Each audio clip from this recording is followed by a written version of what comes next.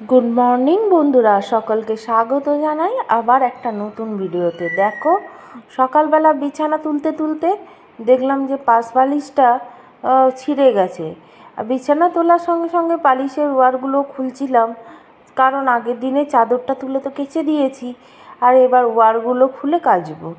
তো জানোই আমি সমস্ত কিছু ভাগ ভাগ করে করি, একবারে করি না। হঠাৎ দেখি পাশ বালিশটা ছিঁড়ে গেছে।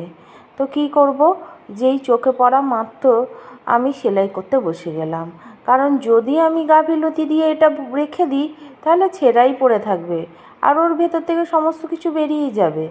আর এই পাশ বালিশগুলো কী দিয়ে তৈরি জানো? তুলোর নয়, ছোট ছোট ছিট কাপড় হয় না, যেখানে সেলাই হয়, ছোট ছোট নতুন নতুন কাপড়গুলো বাদ চলে যায়, তাই দিয়ে পাশ বালিশ করা। এটা মা বানিয়ে দিয়েছে। সকলকে স্বাগত জানাই আরেকটি নতুন ভিডিওতে। তো দেখো, আমাদের আজকে দুপুরের সমস্ত কাজই শেষ হয়ে গেছে, আর রান্নাবান্নাও হয়ে গেছে। তো একটু ভাবছি ছাদটা পরিষ্কার করব, দেখি কতদূর করতে পারি, কারণ মেঘলা হয়েছে। আর ছাদের মধ্যে আমার একটা উনুন আছে, উনুনটাকে সাইজ করে ঠিক করে রেখে আসতে হবে। তো চলো দেখি ছাদে গিয়ে কি হয়। চলো, এবার ছাদে চলে এসেছি। জানো, এই দেখো বালিশের ওয়ারগুলো কাঁচা হয়ে গেছে, আর নিচের সমস্ত কাজকর্ম সেরেই কিন্তু ছাদে এসেছি, কারণ ছাদে অনেকগুলো কাজ আছে। আজকে যেন ছাদটা পরিষ্কার করব, কারণ নিচে সমস্ত কাজ করতে করতে ওপরের ছাদটা আসাই হয় না পরিষ্কার করতে। তাই আজকে ভেবেই নিয়েছিলাম যে তাড়াতাড়ি রান্নাবান্না সেরে ওপরে চলে আসব।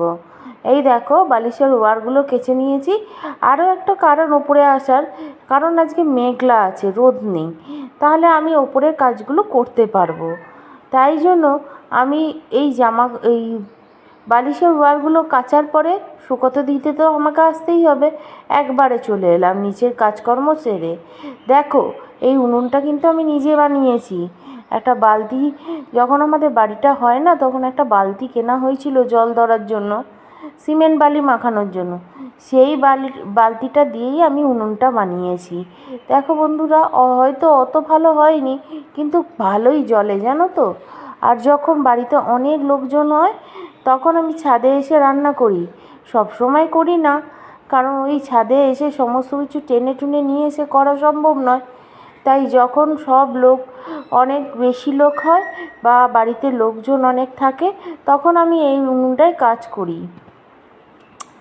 তো দেখো, আবার এখানটা দেখো, এখানটা হচ্ছে জলের ট্যাঙ্কিটা উপরে বসানো, আর নিচটা বেশ একটা গভীর ঘরের মতন হয়ে গেছে।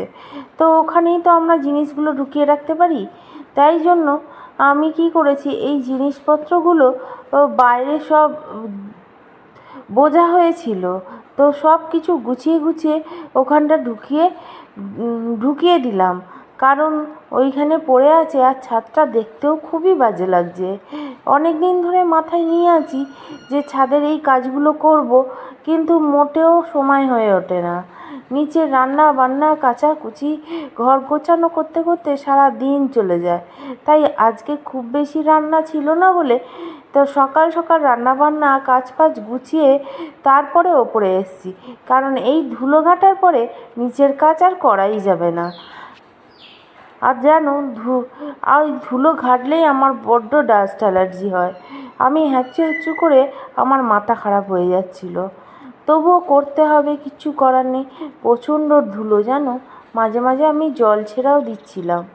এই দেখো, এই বাড়িটা আমরা বেশি দিন আসিনি, এই 4-5 মাস হবে আমি এই বাড়িতে এসেছি। এইখানেই অবশ্য আমাদের একটা টালির ঘর ছিল, আর সেখানেই আমরা থাকতাম। কিন্তু অনেক কষ্ট করে এই বাড়িটা করেছি, খুব কষ্ট করেছি জানো এই বাড়িটার জন্য। তাই হয়তো অনেকটাই ছোট, কিন্তু আমার কাছে অনেক বড়। তাই এর সমস্ত কিছু পরিষ্কার রাখার দায়িত্ব তো আমাদেরই, তাই না? তাই আমরা সমস্ত কিছু পরিষ্কার করে আমার শান্তি হয়, কারণ আমি কোনো কিছু হয়তো নোংরা দেখলাম, সেটা হয়তো সেই মুহূর্তে না করলেও মাথার মধ্যে ধরে রাখি যে এই কাজটা যখন হোক আমাকে করতেই হবে। তাই জন্য অনেক দিন ধরে ছাদটা আমি দেখছি, আসছি, অনেক সময় জামা কাপড় শুকোতে দিতে আসছি, আর দেখছি যে ছাদটা নোংরা হয়ে আছে, কিন্তু আমি সময় করে উঠতে পারছি না। তাই জন্য আজকে কী করলাম, বেশি কিছু রান্না করিনি, আর সেই জন্য ওপরে ছাদে আমি আসতে পারলাম। এবার যদি অনেক রকম রান্না করি আর ঘর দর এদিক ওদিক পরিষ্কার করতে থাকি, তাহলে আর ওপরের কাজটা কোনো মতেই হবে না। ছাদের কাজটা অনেক সময় না গাফিলতি হয়ে যায়।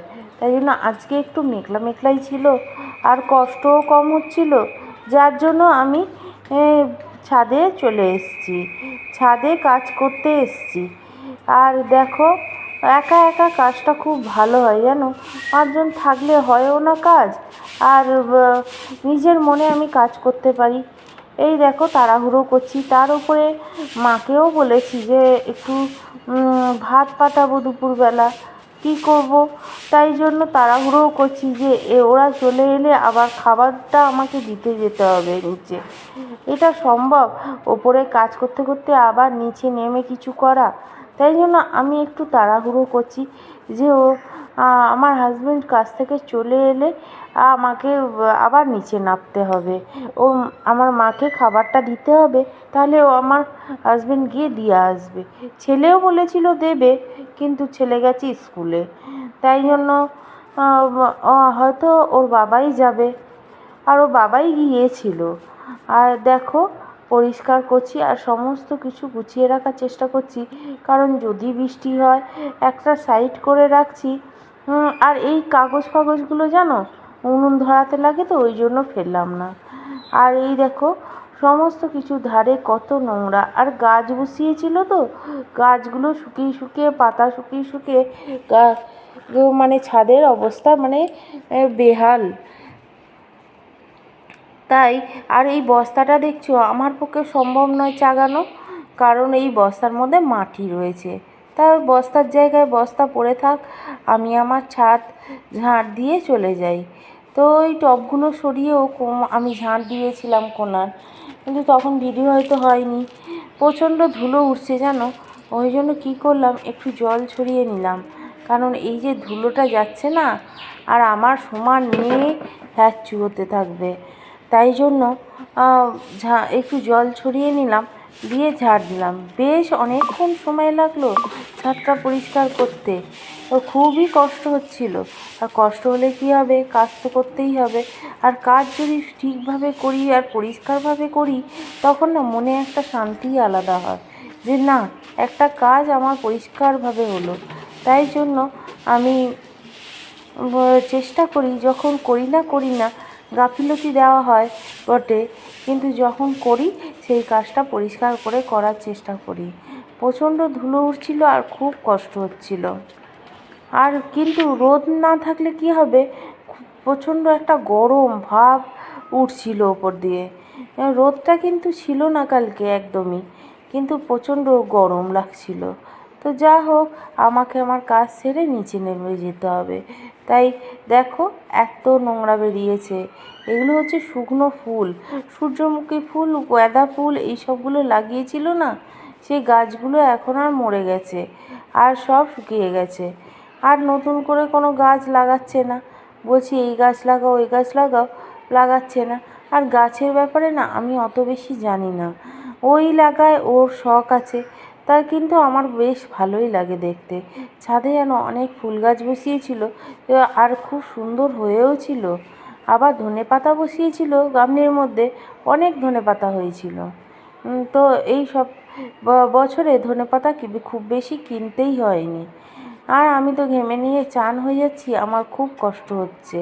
দেখো নিচে চলে এলাম, ছাদের কাজ পুরো শেষ হয়ে গেছে, আর মাকে ভাত বেড়ে দিচ্ছি, কারণ মাকে ভাত বেড়ে দিলে আমার হাজবেন্ড নিয়ে চলে যাবে, কারণ ও কাজ থেকে এসে গেছে।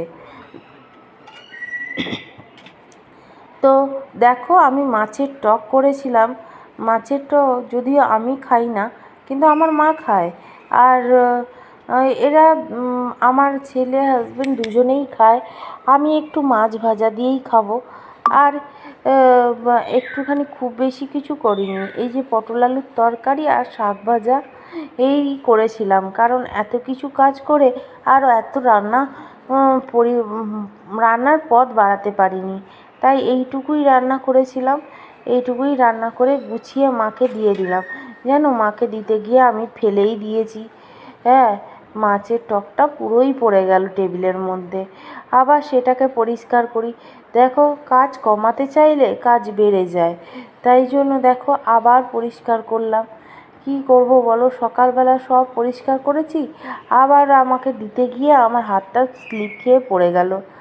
আর কি আছে, কপালে আছে যা, তাই হবে। তো যা হোক, আমি টেবিলটা পরিষ্কার করে নিলাম। আর আজকের জন্য এইটুকু থাক। সকলকে টাটা।